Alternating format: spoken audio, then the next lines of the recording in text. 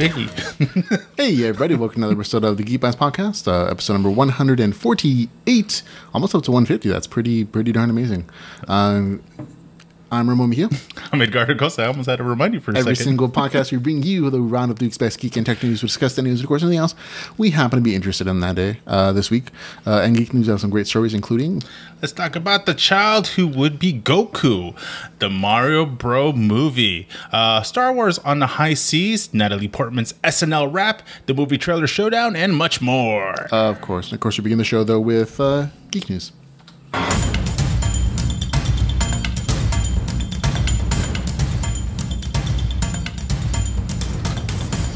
And a couple of folks joining us in the chat room, including Richard Haas. Hey, Richard. How you doing? But here, start off with Geek News. First story is about the man who wants to name his child Goku. This is one of those weird kind of stories about people who are just uber super fans wanting to name their children after their favorite characters. Mm-hmm. This guy was such a big fan. He basically convinced his wife to let him do it if he can get 1 million likes on his particular Instagram post. And so he actually got it. At the time of this recording, it was up to like 1.4 million likes. And of course, once that was done, he released a new Instagram video showing him like doing the Super Saiyan the Spirit Ball. And his wife saying she's going to keep her word. Their son's name will be Goku Sanchez. So congratulations, Mr. and Mrs. Sanchez, for your new son named Goku. I love his shirt. Just saying. Yep, just saying. So fun stuff there. Also, in some great entertainment news, apparently there's going to be a new Mario Brothers movie. It's going to be officially from Nintendo. It's not some weird license thing to some other company. They're going to be working with the film animation studio behind Millions and Despicable Me, Illumination Studios. And it's going to be co-produced by Shigeru Miyamoto, the original creator of Super Mario Brothers, and Chris Melderani. I have no idea who that guy is, but apparently he's co-producing it as well. There's no release date, but what do you think of this particular concept? Like, do you think it's gonna be good, bad, and horrible? A little bit mixed, because if I remember correctly, there was a live action with John Leguizamo, and I can't think of the name, but he was the guy from, I think, Bob Costas. I think his name was Bob something. But anyway, he was the guy from Who Framed Roger Rabbit. He was a detective on there. And it was a horrible adaptation. It was this weird, twisted sci-fi thing. Like, I feel like they were trying to make it more like a superhero kind of movie. And that's not necessarily what Mario is. No. I'm hoping this is like a straight adaptation, like, Mario Brothers and Luigi go on an adventure to save Princess Peach or something. Maybe if you want to throw in some rabbits, I'm okay with that. That was a decent game. But I'm hoping it's more like the animated cartoon version from like the 1990s. The Super Mario Brothers Super Show with Captain Lou instead of Mario. Yeah, instead of like something that's like that Super Mario Brothers movie that we wished wasn't actually made. Yeah. I liked the animated series. It was, a little repetitive on the storyline and everything, but it was evolved form. The part that I always missed, do you ever watch Captain N and the Game Master? Old 80s cartoon? I think I might have. It tapped into a lot of the Nintendo licensing, but they never really tapped into Mario. Maybe Mario was just like a sacred character, like, don't mess with Mario. You could talk about everybody else, mess around with everybody else, just leave Mario alone. But I want to see it CG, of course. I wouldn't mind like doing a crossover between like Mario, Zelda, and those other like franchises. Semi Wreck-It Ralph-ish? Maybe. I mean, Wreck-It Ralph is kind of its own thing in that it did the licensing to get everybody to work together. But I think Nintendo has an opportunity to make a good franchise movie where they can pull in different characters and go on this grand adventure maybe throughout the entire Nintendo universe. So it feeds a bunch of different fandoms and not just Mario. Now, musical or no musical number? I don't think it needs a musical number. I'm sure there can be some great musical scores at the beginning and the end. But I don't think this needs... Mario's not exactly known for his like musical performance. He doesn't actually talk in the game. Well, I give it credit because almost everybody knows Mario. Except, it's me, Mario. Exactly. Yeah. The only thing... speaking of, hopefully they'll get the original voice. So if he's going to be speaking, and I wonder if he's actually going to be speaking in a high tone the whole time. But the other part is...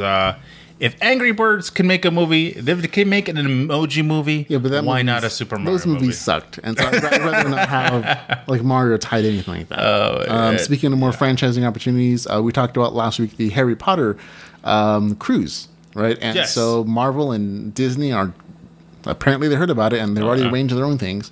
There's going to be a Star Wars and a Marvel Princess Cruise. So that's the really big cruise ship. The one for Harry Potter was really just It's a little boat. Yeah, it's like this 10-person dinghy boat, basically. And it was a river boat. It would go up the Thames River, I believe, in England.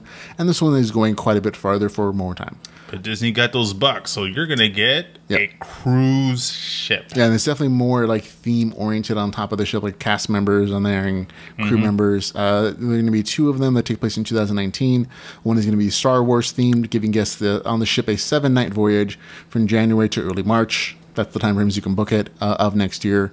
It'll be feature members of the crew dressed up as warring factions from the film, Rebellion and Imperial Stormtroopers, incredible deck parties, and complete with awe-inspiring firework displays. The Marvel Day at Sea will span 5 nights on board a ship bound for either Western or Eastern Caribbean locations, so great places to chill out. Crew members will don uniforms of Marvel superheroes and villains, giving them a trip of an exciting dynamic. And apparently there are going to be like these themed rooms on the cruise ship where like you could have special events like Doctor Strange showing the kids how to play Magic. There was some concept art there. So I could see other things like places for the kids to play. Like, oh, okay, kids, go play there. Mommy and Daddy will see you at the bar. Pretty much. I've seen a couple things, especially when they first were introduced. They do have theme rooms that had the Toy Story room. Of course, they had the Finding Nemo water park thing that's upstairs. I'm curious if like the Spider-Man was just like him shooting webs at children. If that pretty silly string. It sounds illegal. You know, just as long as you don't get it in my hair. I think it's going to be fun. Yeah. Exactly. Well, think about it this way: Star Wars is going to get their own themed hotel. Why not do a cruise ship? I think the cruise ship is a nice test bed for it. You can kind of test out which stuff it works for fans, basically. Oh, yeah. And also like maybe do some experimentation with like concepts and like games and like and how immersive it can be before people get annoyed. Well, pretty much, yeah. To a plus, point. You're getting them to pay to do it. Oh yeah. But I'm expecting this to be in like another $4,000 or $5,000 cruise ship ride. Any cruise ship, your minimum. Yeah, minimum. Disney stuff is expensive. Oh yeah. So there you go. Well, I can't wait to see it because I've always wanted to go. They had when they were introducing the Marvel characters, they did have a Shield headquarters where it was a meet and greet with Spider-Man and I think Iron Man at the time and Captain America. So it was a good introduction for that. And if I could do it, I definitely do it. If we had the money, I'm sure we'd all go. Oh yeah. But we don't. So we can just look on enviously as the people get on those ships. Yeah. There you go. Okay. Now in some other entertainment news, we have a new prequel Superman movie. I know you might think that, oh, you've heard about this before. It's called Krypton for sci-fi. You would be mistaken. Apparently, DC Entertainment and Warner Brothers Television are developing another Superman prequel series. And this one is going to be set in Metropolis. It's going to tell the story of Daily Planet reporter Lois Lane and the quintessential criminal mastermind Lex Luthor as they investigate the world of fringe science and expose the city's dark and bizarre secrets. That's the actual plot for the movie. Apparently, Lois Lane and Lex Luthor are going to team up to explore the creepy things in Metropolis. So it's the adventures of Lois and Lex. Pre-Superman, basically. So they're taking it from Gotham, basically, and then it's supposed to be about the city before the famous superhero came around. In this case, it's just, Metropolis. I don't know that there's many interesting characters pre-Superman. It just seems like a city that doesn't have as much crime. Like Gotham is known for being crime-ridden even before Batman showed up. Exactly. I mean, it's called Crime Alley for a reason. It wasn't called like Happy-Go-Lucky. There's nothing wrong here, Alley. Yeah. But apparently, it's going to be debuting in 2019 on the DC streaming service as a 13-episode series. Wow. So they're the same showrunners for Gotham as they're putting them on this particular show as well. So. No. Well, have you seen Krypton? I have not. I have absolutely no interest in watching a show about before Superman was even born, like several generations before. I'm like, that's just a space movie. Pretty much. I'm like, once again, I'm not a huge DC fan, but if things catches my eye, my interest, yes, I'll check it out. But so far, any pre-Superman, anything, not really. Closest thing to pre-Superman would be Smallville. Smallville did get my attention for a time when it did come out. It's not pre-Superman. It's just it is pre-Superman, but it's still Clark Kent. Yes, with his power. So it's a coming of age story, and it very much was in the time frame like other shows at that time where there's like, oh, teenage life was the big draw, and like the high school thing, and like, okay, and that was definitely a draw. But this one is just like Clark Kent's not there. There's no superpower emphasis. Like, I'm kind of curious to see what they're going to. But Gotham has worked out really well for that channel, for Fox, because it's a superhero show without the big superhero. Even though, I mean, but it still pulls like your daily villain show from like, young versions of all those other villains. And for some reason that works with like a procedural detective show. It was really good because it was very origin oriented kind of storyline for all the characters. Like, how did so-and-so become so-and-so? Yeah, but I mean, I don't know that, I mean, I guess you could have a young Clark Kent from college, but that you would still have him as Superman basically without powers. So I'm not sure how they're going to do it. I probably shouldn't judge it before I actually see it, but that's my general first impression on that. In other entertainment news, bad news for Gambit. We know last week he lost his director. That director just took off. He's like, this is taking too long. I'm going to go do some other stuff where they pay me. So the movie was originally moved from February 2019 to a June 2019. Now it's disappeared entirely from the Fox movie lineup. So there's no production schedule for it because there's no director. Nobody can stay here long enough to actually make this particular movie. And I feel so bad for it because like fans are like, oh yeah, we're happy to watch this film, even if we think it might suck. We like Gambit, we like the X-Men, we like Channing Tatum, great.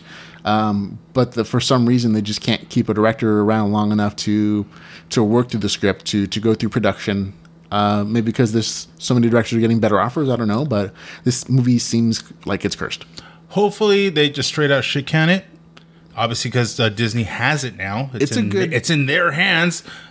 That would be an awesome Disney movie, like a Disney produced X-Men movie. Yeah, I believe. I mean, if I would want to hypothetically for the X-Men just to get their entire franchise rebooted. Oh yes, and then do the spin-off films. Like do another X-Men origin movie or like a continuation where it's there, and then do spin-off films like Gambit goes on his own adventure, Jean Grey and Cyclops go on an adventure with Mr. Sinister, Wolverine does his own thing again in Canada or whatever, or the Weapon X program, that's a prequel movie, whatever the case is, and Disney's more than happy to spend the money to make like 5 or 10 times whatever they spent on it. Exactly. But this one, like I said, it's just sad because they had a whole story. They had a lineup. They had Channing Tatum, which everybody was like, "Oh, Mr. Magic Mike's going to be shaking his ass," but I guess it's not going to happen. Unfortunately. Okay. Next up, we have a nice. There was a film at the 2018 Sundance Film Festival that was a documentary about Fred Rogers or Mr. Rogers. If you've ever watched that show, and it had huge applause about his impact on television and child development and child entertainment through his television show, and even his work in making sure that PBS stayed funded as a national effort because it is a publicly funded broadcast network. And now TriStar Pictures has sold the movie, and they're apparently casting a biopic film for Mr. Rogers to be played by Tom Hanks. So there we go. Well, I didn't actually know that he was a Presbyterian minister turned TV legend. Well, there was a whole made-up backstory on Mr. Rogers. There was these like a little. I remember like a serial killer version of it. They said he was an actual like military sniper. That he was. There was all these crazy backstories, like because nobody knew the origin of Mr. Rogers. They're like, oh man, I heard he was a military. He was in Vietnam and he was a sniper, but then became born again or something, and turned into that. And my thing is with Tom Hanks. Do you think he's going to work? Yeah. Well, what do you think? Will he either be a very good Mr. Rogers or was he better as Walt Disney? I don't know who Walt Disney really was. The only time you ever saw Walt Disney was in like the ABC Channel 7. Like, did you watch those Saving Mrs. Banks? Yeah, I saw that. I just thought I don't have anything to compare it to. Like, I don't remember seeing Walt Disney very much, like on television. Like besides like those older features where he was like introducing the weekly Disney show or like movie or whatever. Or there's like those little specials, but you don't get to see him much like behind the scenes. But Mr. Rogers, like every kid that I grew up about our age saw him like on a daily basis, maybe multiple times, and he was your neighbor. Even if like his entertainment wasn't that great, he was still very friendly, very child safe, taught nice lessons, but you saw him on a very regular basis. And I think Tom Hanks can do that very well. Like he's already getting to that older age where he's just like that friendly dude that everybody kind of loves, and so I see that he could probably do it very well. So I know a lot of people who are very excited to see this particular story. If they pick him up, how long do you think before they make a Bob Ross movie biopic? I think Deadpool has done a really good job of doing the fake Bob Ross, like YouTube tribute, if you will. Yeah. Okay, let's see. Oh, looks like I totally forgot to add text to this picture. It's just. So is that him like right? At least a current picture, or is that old from Crystal Skull? Old. This is Crystal Skull. You can see Shia LaDouf here. Yeah, you can see the old girl, the woman from I think it's Indiana Jones too. Yeah. I've never seen the Crystal Skull, so I can't. You don't need to. It's not worth your time. But basically, the story is that Steven Spielberg is going to start production in 2019, and he's 70, isn't he? You mean Harrison Ford? Yeah, yeah, he's definitely older. Harrison Ford is still attached to the film, but it's going to go West Side Story, and then Indiana Jones. Well, no, yeah, he's going to remember we were talking about last week. Yeah, Steven Spielberg is going to Spielberg is going to redo the West Side Story. I thought it was Harrison Ford going. No, yeah, the director. Remember we talked about he plans to redo that movie, like remake it. But then afterwards he's going to do Indiana Jones in 2019. So I'm for that. Yeah, so we should have a new Indiana Jones film sometime in 2020. Am I looking forward to it? No, not really. It's the last one wasn't that awesome. And Harrison Ford is just kind of getting old, so I'm not sure what kind of story they're going to tell, unless it's going to be his death. In which case, yes, I will watch that. Just like I watched him die in Star Wars. Exactly. Hopefully he'll get stabbed in the chest by a, elaborate sword with a red blade, and he falls into a pit. Yeah, that would be very... I think the fans would appreciate the irony on that particular one. Okay, here's a picture that does have a slight story explanation. Tom Hardy's finished his filming on the Venom film. This was his celebratory "we're done filming" shot. So are those legit tattoos or are those movie tattoos? I think those are legit tattoos. I could be mistaken, but they look pretty legit. Like that, there's fading in there and everything. Yeah. I think those are actually his actual tattoos, but could be mistaken, but there you go. Venom's all done filming. Now it's just another year and a half of CGI. So it's gonna be So do you think CGI heavy movie, guys? So Venom's gonna have rocking a scruff?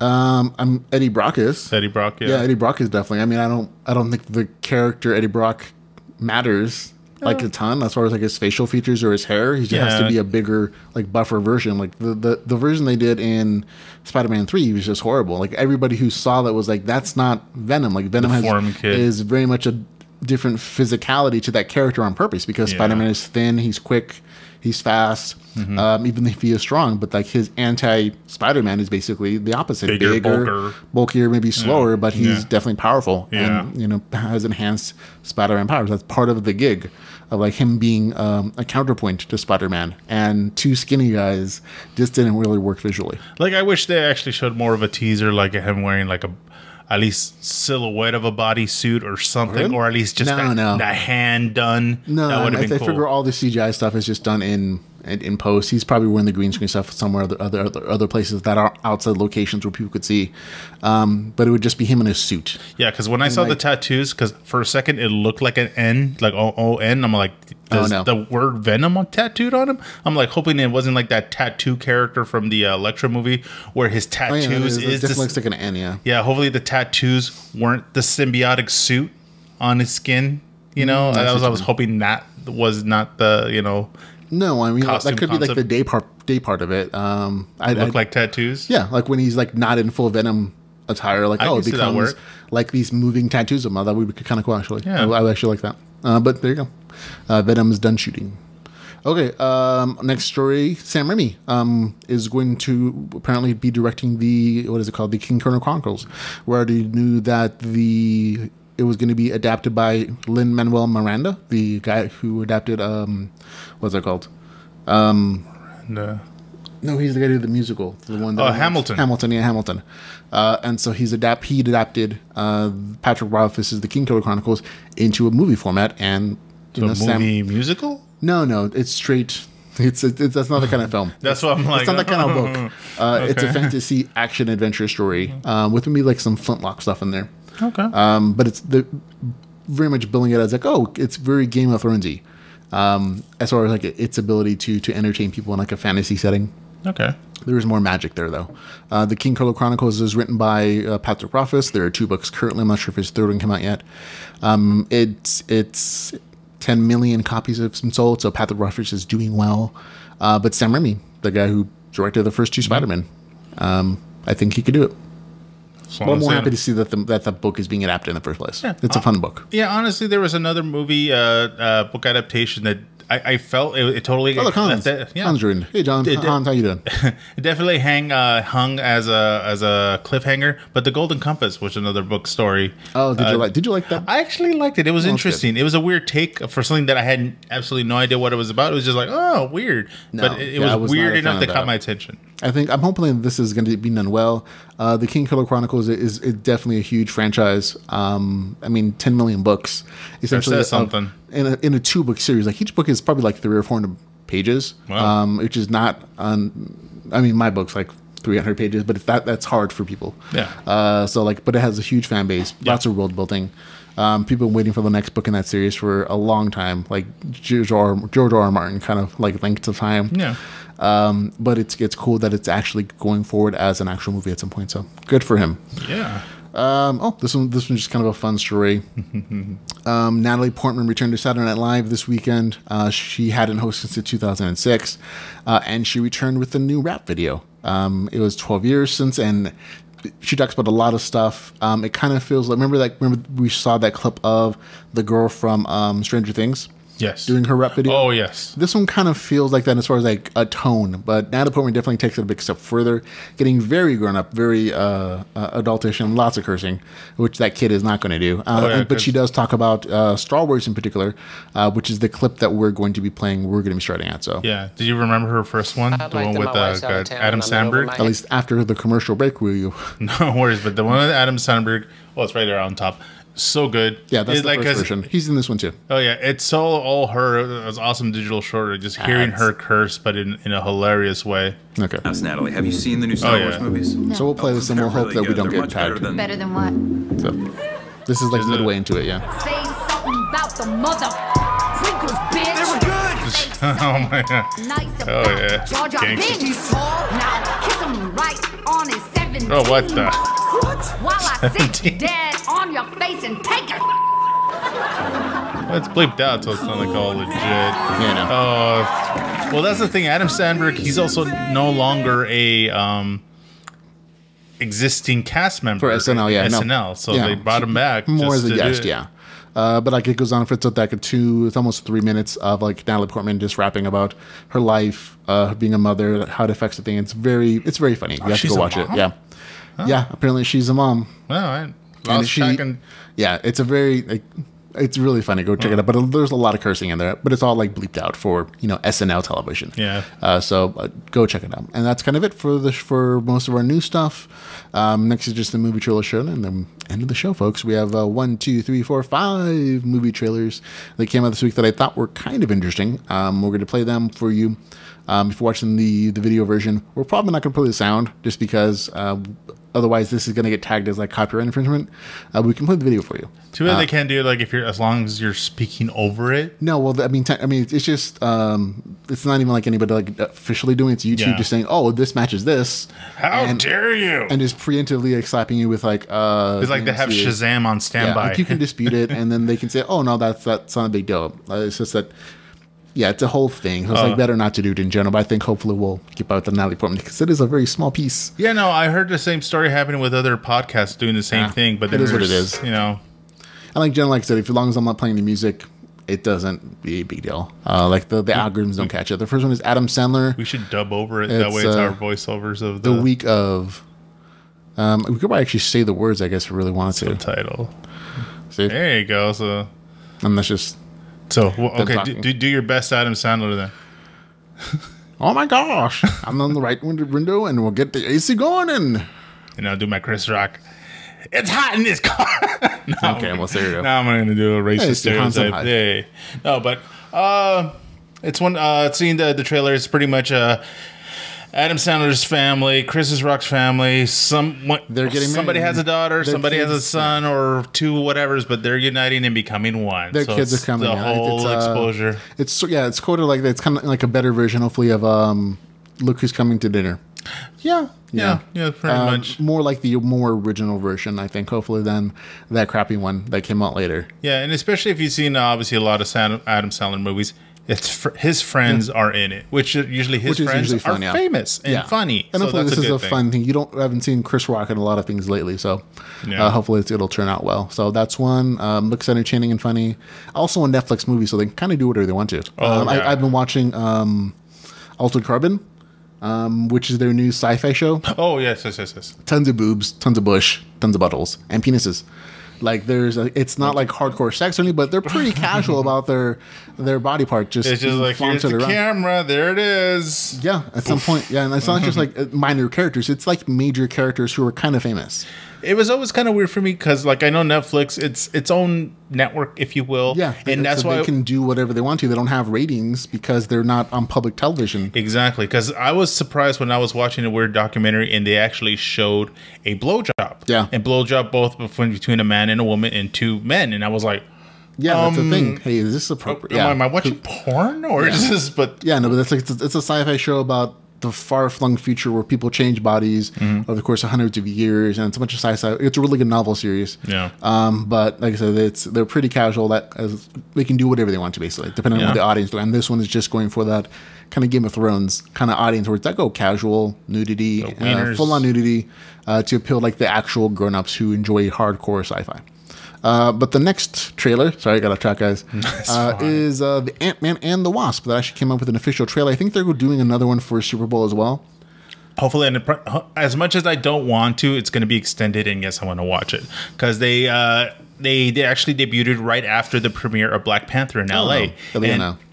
Yeah, and they even did a funny thing where they remember when they first promoted the Ant-Man, they had those little mini billboards all over like parts in the city, like right next to the bus stops. Yeah, they did the exact same thing at the Black Panther premiere, where they had the big posters for the premiere, but they had like a little semi arrow pointing down. So when you look down, they had a little mini poster says like Ant-Man Wasp trailer debuting tomorrow. Right, and they came through and they showed it. That's a very good show. You get a glimpse at a couple different characters, including like the Wraith, and also Lawrence Fishburne is probably going to be Giant Man.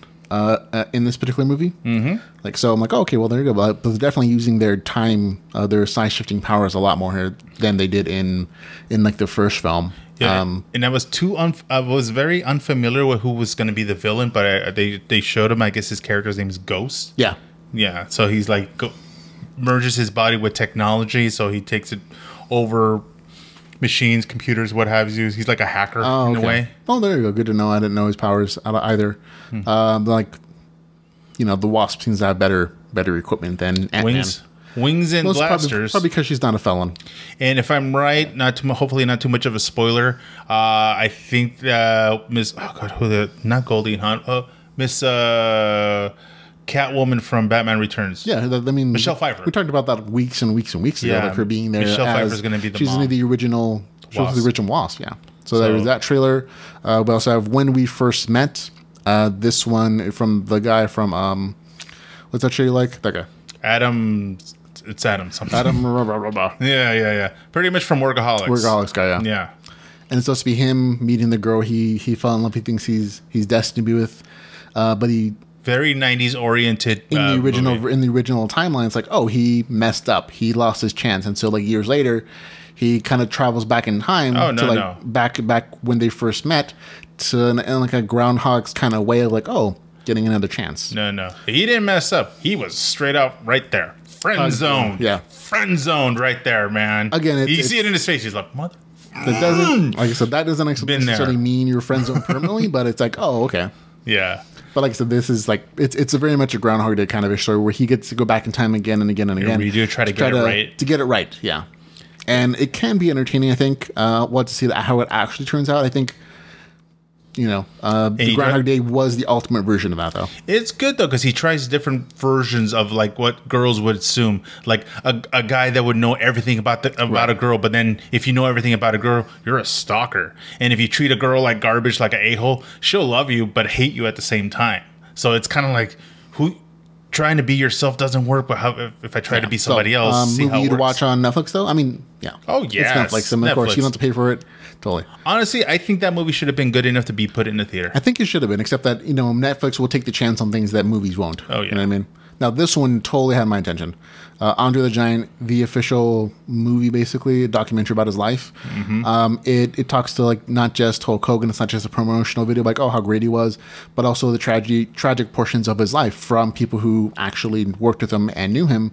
And I think this movie took like a really long time to make. Like it's taken like decades to actually come together and to get everyone they were looking for to speak openly about the version of Andre the Giant that they knew. Yeah, other than the television one, the behind the scenes guy, because I'm hoping, obviously it hasn't came out yet, but I want to check it out because he does have a biological daughter that some people have got lucky got it to interview, but I want to know more about him because he is a living legend at the time because he was bigger than bigger than life. Anybody who grew up in the 80s and the 90s knew who Andre the Giant was, whether it's from the Princess Bride, which he was absolutely famous for. I think they interviewed Billy Crystal, on that too. They see it in the trailer, but also the other guy was also in there, was also in Princess Bride.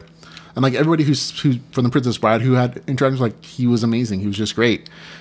Great things to say about him. I'm surprised that Hulk Hogan has anything to say because I hear that according to the internet rumors that him and Andre the Giant did not get along much. It's a weird thing. They've had other semi documentaries about him and Hogan, and you're gonna hear both sides and like let it go out because Andre was literally old school, like traditional wrestling compared to Hulk Hogan. He started becoming the classic '80s character, wrestler.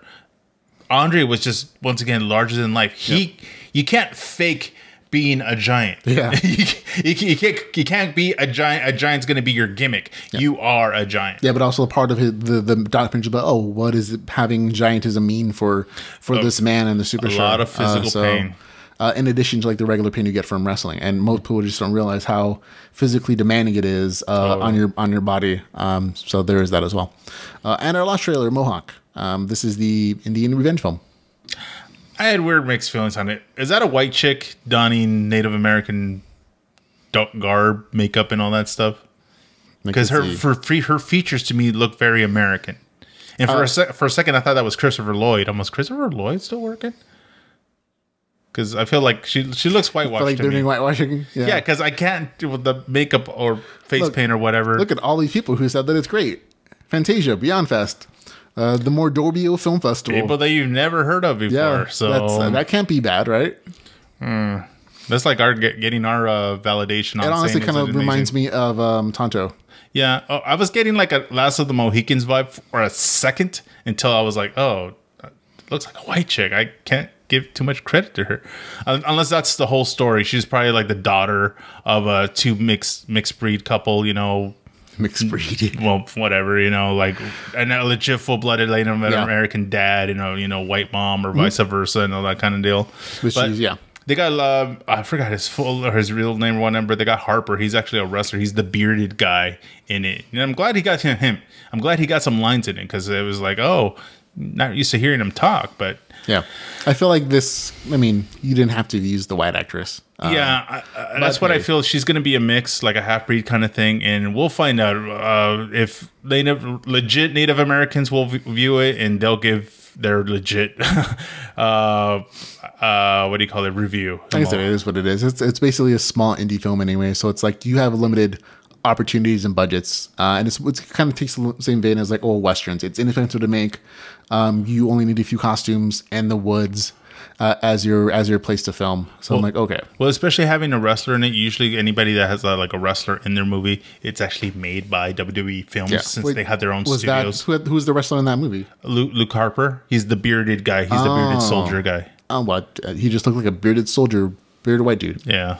So there you go. So what do you think? Of the five, I'm definitely going to go with Andre the Giant.